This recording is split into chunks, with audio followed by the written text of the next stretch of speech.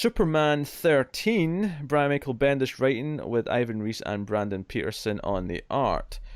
All right, what was this? This was the Jor-El issue, right?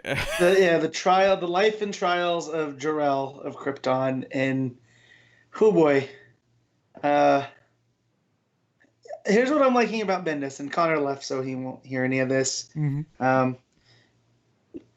The way that he's dealing with Krypton is, I feel like he's not going to tell us if it was Zar or wasn't Zar, because the way that he plays it here, Jor-El still fully believes that the core is unstable, but nobody, including his Shadow Council, are believing him.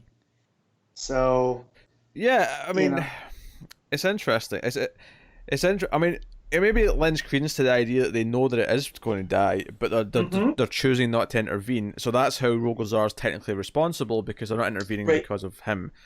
Or maybe they sped it up with the bomb, but it was going to go anyways. Yeah. And Jor-El might have had time to get more people off like he wanted to create this new Krypton. But Gandello and, what's his name? Coriander's dad. Starfire's dad.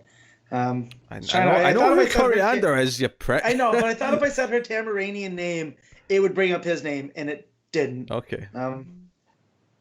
That he would, maybe he would help, but no, and the Guardians are choosing to look the other way by even saying, like, in this council, I sent my Green Lantern, who we all know was Tomar Ray, and said that the core was stable. So, it definitely feels like the odds were stacked against Jor-El, even in his Shadow Council.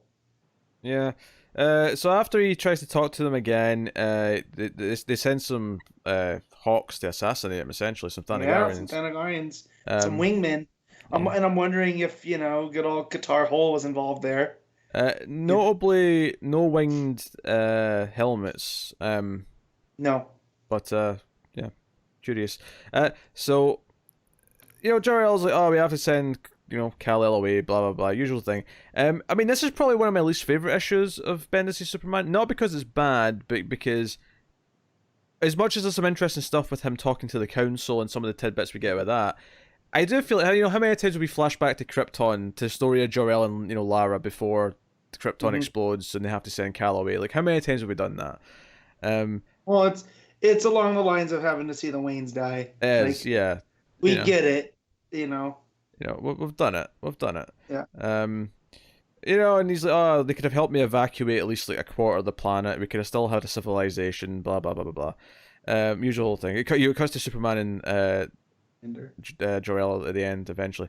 The actual ending scene though, which is the start of a trend this week, and Connor probably saw some of this in some books actually, is the Lex Luthor hologram appearing and trying to make an offer to Lois specifically in this case. Yeah. Just on that trend, little bit irritating that they're all labeled as this is the offer, year of the villain, with the banner on the front, and all of them is just this page at the back. And, it's a page or two at the back, but just that frustrates me just on a marketing level. Yes. But Lex gives her a box. His little drone gives her a box, and it's something that you can only trust her with, apparently. And we don't get to see what's in it, but there's a light. She looks at it at the very end, and there's a glowing light coming from it. Very, very Pulp Fiction. Yeah. Unlike Pulp Fiction, though, I'm fully expecting to find out what the hell this thing is. Yeah. So, I'm liking how she's like, no, I don't want this. And he's like, there's no strings, no games. She's like, aren't you dead? Right, it's Lois just being Lois. And then she's like, no way in hell am I opening this.